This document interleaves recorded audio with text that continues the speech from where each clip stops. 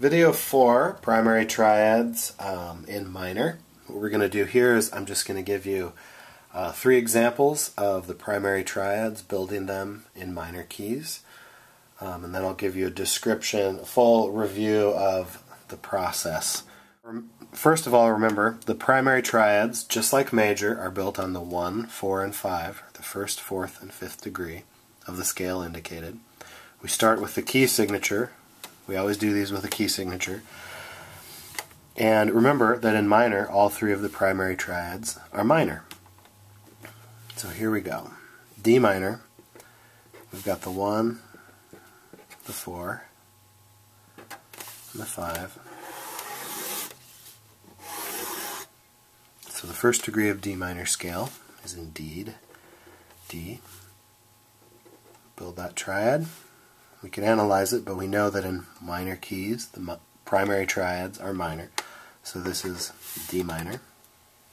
We're going to count up to the 4th degree of the D minor scale, D, E, F, G. So we're going to build our subdominant triad on the 4 on G. That's going to be G minor. One step after G in the scale is going to be A. Build the triad. We know that's going to be A minor. Now, remember from the previous video, this is the only step that's different than major primary triads. We need to raise the 3rd degree of this triad a half step to make this triad major. And so this note, check the key signature to be careful, is a C natural. And so if we raise a C natural by a half step, that's going to become C sharp. And that's going to make this a major 5. That's going to make this A major. Instead of a minor 3rd, now it has a major 3rd and a perfect 5th. So it's a major triad. The last step, of course, is to give it that extra oomph, that little bit of tension. We're going to add our 4th note, or our 7th degree. We're on the spaces here, so we're just going to add it up there. The next space available. Then we're going to add our 7s to the chord symbols. And we have the primary triads in D minor. So we're in bass clef. G minor.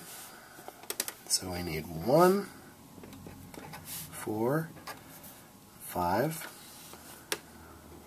So G. Build the triad. We know it's G minor. Count up to the 4th degree of G. G, A, B, C. Build a triad on C. We know it's C minor. One more step from C gets us to the 5th, which is D. And we know that this is D minor right now. So the next step is to raise the 3rd degree by a half step.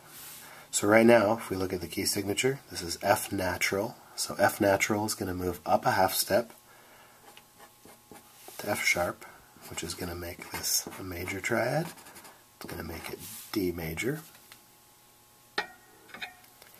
Then we're going to add our extra note, our 7th degree. We're going to add our 7 to the chord symbol in the Roman numeral. And we're done. The primary triads in G minor. One more example for you. We're in the key of F sharp minor. So we're going to build the 1, the 4, the 5. So F sharp minor, the 1st degree of that is F sharp.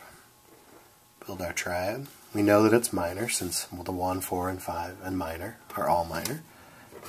So F sharp. Count up the scale, so F sharp, G sharp, A, B. Build a triad on it. We know it's B minor.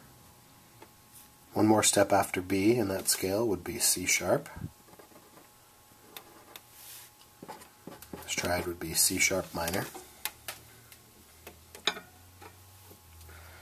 So the next step, like we talked about, so we need to raise 3rd half step So the key signature tells us that this note is an E natural. And so an E natural raised a half step. It's kind of one of those weird enharmonic intervals. We have to call it, it's still called an E, but it's called an E sharp, which is actually the same pitch as an F. So E sharp makes this C sharp minor triad into a C sharp major triad.